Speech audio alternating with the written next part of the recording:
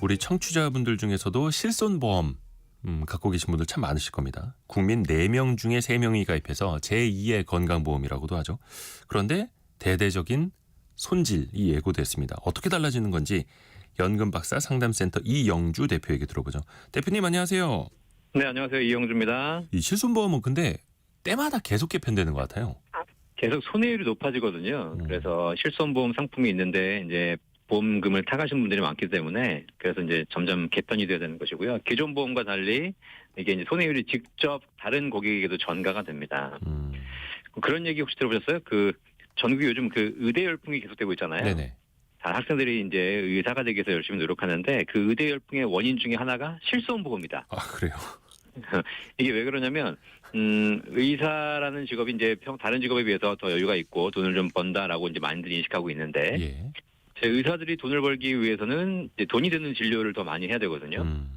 근데 일반적인 필수 진료 가지고는 그렇게 큰 돈이 안 되니까 자꾸 돈이 드는 진료를 하다 보니 비급여 진료가 증가합니다. 그렇죠. 이 비급여 진료가 증가되는데 이거는 실제로 그 돈이 굉장히 비싼 이제 치료비가 들어가기 때문에 예. 일반 환자 입장에서는 비급여 진료를 좀 기피할 수밖에 없는데 이 실손보험에서 비급여 진료가 보상이 되거든요. 그렇죠. 그러다 보니까 이런 부분에서 비급여 진료가 많이 받게 되고 과잉 진료가 유발돼서 실손보험료가 인상되고 그렇기 때문에 자꾸 개편해야 되는 이런 상황이 발생하죠. 계속 이제 악순환인 거고요. 또 돈 낸 사람 입장에서는 한 푼이라도 더 뽑아야 되니까 더 비싼 걸 치료받고 싶고 또 그 때문에 손해율이 또 올라가고 그 때문에 네. 보험료 또 올라가고. 네. 일단 그 1세대부터 4세대까지 그 비급여 항목에 대한 자기 부담금 있지 않습니까? 그게 어떻게 네네. 차이가 나는 거죠? 이 비급여라는 것이 실제 이제 모든 치료를 의미하는 건 아니고 좀 고급 치료라든가 뭐 도수 치료 이런 걸 받으신 분들에 대해서 이제 비급여 항목을 적용하고 있는데요. 네. 이게 2009년 이전에 가입한 1세대 실손보험은 이 부분에 대해서 거의 전액을 지원해 줬습니다. 이게 자기 부담금이라고 하거든요. 네. 우리가 자동차 사고 나도 실제로 어떤 사고는 본인 부담 얼마 하셔야 된다라고 그렇죠. 하는 게 있잖아요. 네. 마찬가지 실손보험도 자기가 부담해야 될 비용이 있는데 1세대는 자기 부담이 거의 없었고요. 뭐 5천 원 이 정도밖에 없었고요.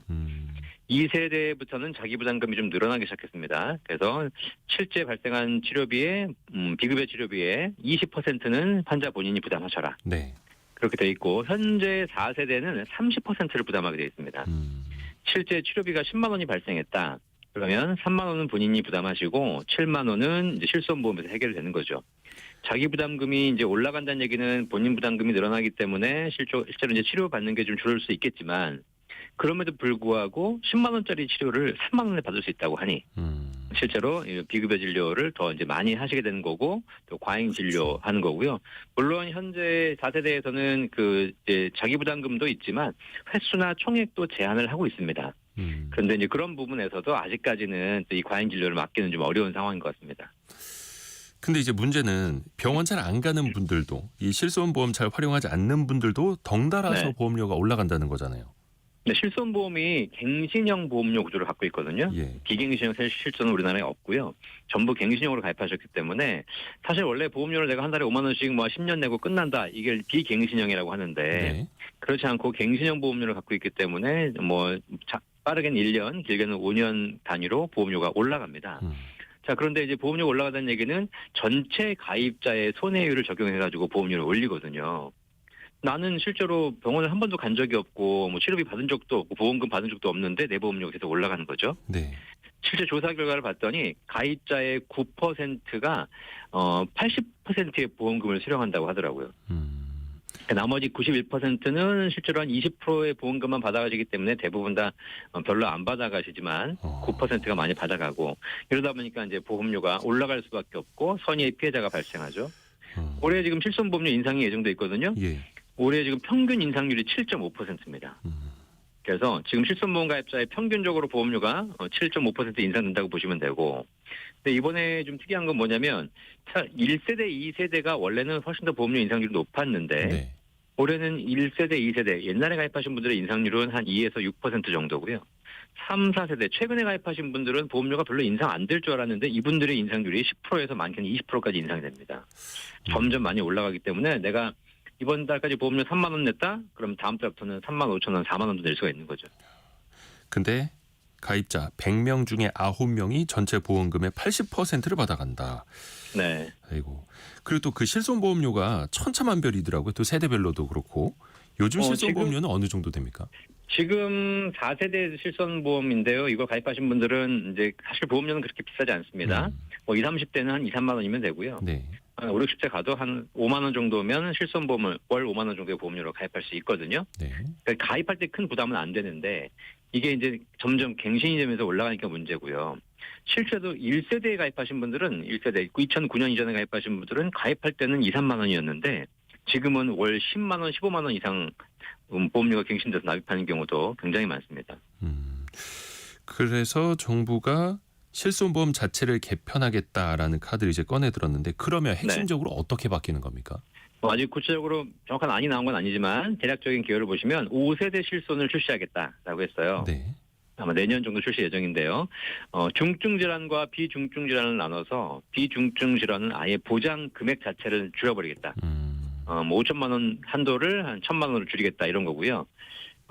환자 본인이 부담하는 자기 부담률도 50%까지 증가하고 그다음에 도수치료 같이 일부 비급여 진료 중에서 좀 과잉 진료가 되는 것들은 관리급여로 지정을 해가지고 본인 부담률을 95%까지 인상하겠다 나왔습니다.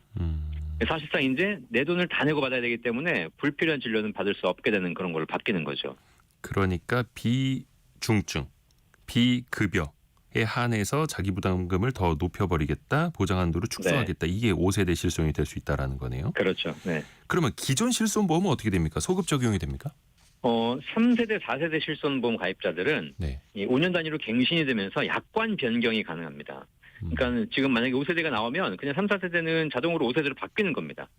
원래부터 그런 조건으로 가입하셨기 때문에 이제 소급 적용된다라고 보시면 되는 거고요. 아하. 1, 2세대 가입자들은 약관 변경이 불가능하기 때문에 5세대 실손이 나온다 하더라도 소급 적용되지 않습니다.